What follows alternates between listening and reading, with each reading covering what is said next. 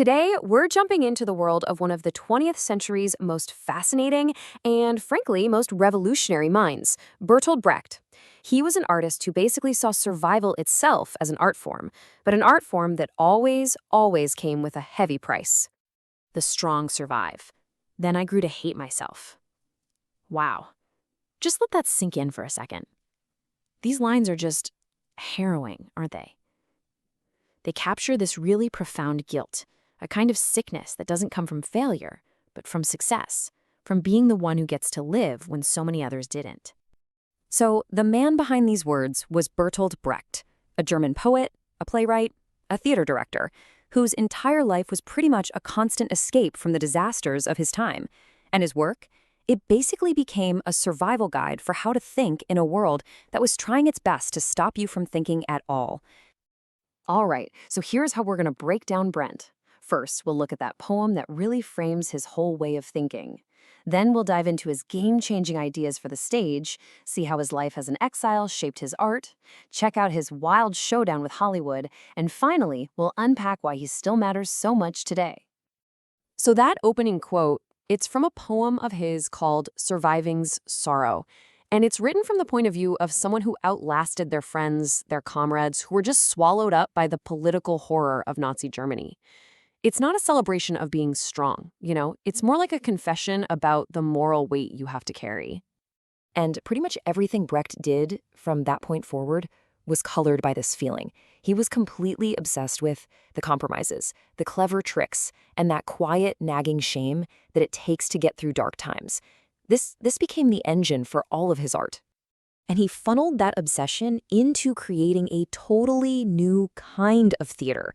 See, Brecht looked at the plays of his day, where you'd go to get lost in a story, have a good cry, and forget your problems, and he saw a huge issue. He didn't want you to escape reality. He wanted you to get mad about it, and then go out and actually change it. This chart just lays it out so perfectly. Brecht completely flipped the script on what theater was supposed to do. He wanted to drag the audience out of just feeling stuff and push them into actively thinking about it. He really wasn't interested in your tears. He was after your brain power. And his secret weapon for this was the famous alienation effect. The German word, and I'm going to try it, is Verfremdungseffekt. It basically means to make strange. The whole point was to keep breaking that magic spell of the theater, to make the familiar world on stage suddenly seem weird and unnatural. Why? So you'd start to question why things are the way they are in the real world.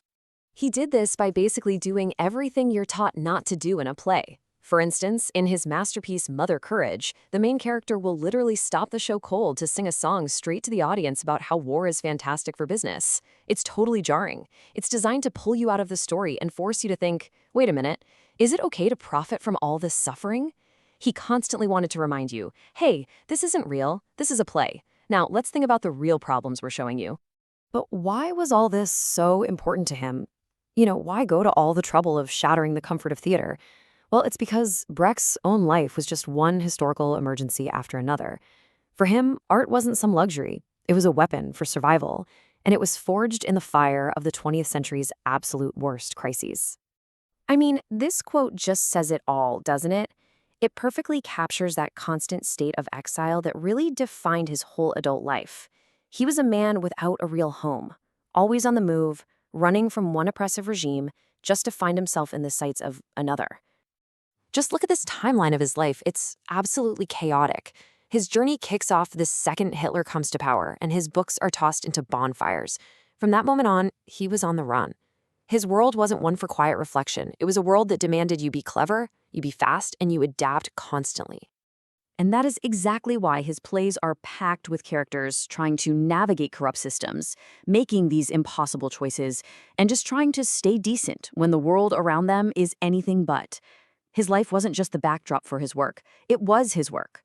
So this incredible journey eventually leads him to America, and of all places, Los Angeles. He had just managed to escape the fascism of Nazi Germany, only to land smack in the middle of another political hurricane, the anti-communist paranoia of the Red Scare. Right, so in post-war America, there was this huge hunt for anything un-American, and Hollywood, with all its liberal artists and immigrants, became ground zero. Brecht, a lifelong, committed Marxist, walked right into the eye of the storm. You had this group, the House Un-American Activities Committee, or HUAC, holding these big, dramatic public hearings. Artists were put on the stand and basically asked one terrifying question. Are you now, or have you ever been a member of the Communist Party? If you refused to answer, or if you wouldn't name other people, you could go to prison and your career would be over, just like that. So when it was Brecht's turn, he put on the performance of a lifetime. Seriously, he played the part of this confused, foreign intellectual who just didn't quite understand the questions. He used all this clever wordplay and mind games to answer them without really answering them. He denied being a party member, which was, on a technicality, true, and the committee was so baffled they just let him go. The very next day, he was on a plane to Europe, and he never came back. And this brings us right back to that big question, doesn't it? Brecht survived. He outsmarted a whole congressional committee while other people went to jail. So was that courage? Was it just cunning? Or was it a compromise? That one moment perfectly captures the kind of moral gray area that he was fascinated with his entire life. So after a lifetime of running, of writing, of completely shaking things up, what's Brecht's ultimate legacy? Why are we even still talking about this guy today? Well, he spent his last years in communist East Berlin, where he founded his own legendary theater, the Berliner Ensemble. But even there, in a country that was supposedly built on his own ideals, he was often a critic. He grew kind of disillusioned by the massive gap between the socialist dream and the repressive reality. He was, to the very end, a survivor, always navigating the compromises his ideals forced on him. When you boil it all down, his ideas just blew a permanent hole in the history of art. He gave us epic theater, which taught us that a play could be a political debate. He gave us the alienation effect, a set of tools that influenced everything from modern film to TV commercials. And maybe most importantly, he pushed this idea of political art, the belief that a poem or a play could be a hammer you could use to shape the world. You see, his real legacy isn't just a collection of amazing plays like Mother Courage or the Threepenny Opera. It's that he fundamentally changed our relationship with art itself. He gave the audience critical distance and demanded that we stop being passive viewers and start being active thinkers. And we'll end on this thought. For Brecht, art was never an escape from the darkness. It was a flashlight you were supposed to shine on the darkness. It was a way to survive, not by ignoring the terrible things, but by finding the right words and the right songs to describe them, to understand them, and ultimately to challenge them.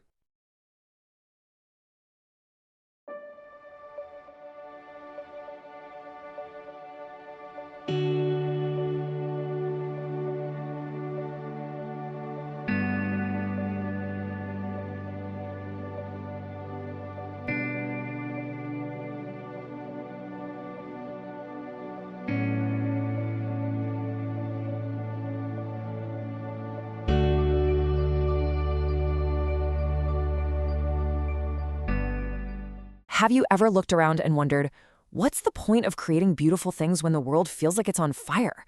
That's the very question that haunted the German playwright and poet Bertolt Brecht, and it's exactly what we're going to dive into today. I mean, this quote just says it all, doesn't it? It perfectly captures this inner battle he was constantly fighting. On one side, you have the simple, pure beauty of nature, the blossoming apple trees. But on the other, there's the rising tide of fascism, which he personified as the ridiculous painter. Yep, that was his not-so-flattering nickname for Hitler. He's completely torn, but ultimately, it's the horror that compels him to sit down and write. And this really is the central question of our entire explainer, because it's the question that drove every single thing Brecht created. How do you possibly make art in a world that feels broken? For him, the answer wasn't about looking away or escaping. It was about staring injustice directly in the face. Okay, so to really get a handle on Brecht's answer, we need to understand the world he was living in. His art didn't just pop up out of nowhere. It was literally forged in the fires of early 20th century Germany. So, before Brecht really hit his stride, the art world was dominated by German Expressionism. Now, this was not about painting pretty pictures. Think of it more like a raw, emotional scream against the cold, dehumanizing machine of industrialization. It was all about capturing that crushing sense of alienation, that feeling of being a stranger in your own life. Expressionism was all about that inner world.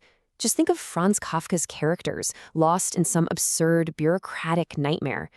Brecht definitely inherited this deep suspicion of authority and this focus on the individual's struggle. But here's the key difference. He wasn't content to just explore the inner world. He wanted to actually change the outer one.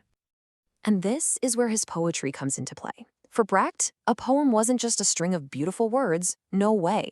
It was a tool, a weapon even, a way to dissect and expose the injustices of the world around him. This poem, The Ballad of the Water Wheel, is just a perfect example of his worldview. The wheel turns, the people in power rise and fall, but what about the water that makes the whole thing go round in the first place? For Brecht, that water represents the common people.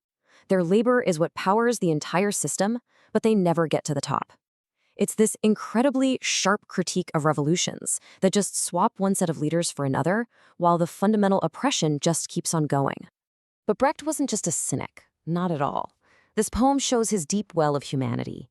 You got an immigrant failing his citizenship test over and over, but the judge sees his struggle, sees the person, and finds a human way to help him pass. The message is simple. Human decency should always win out over cold, heartless bureaucracy. And then you have something like this. It's so simple.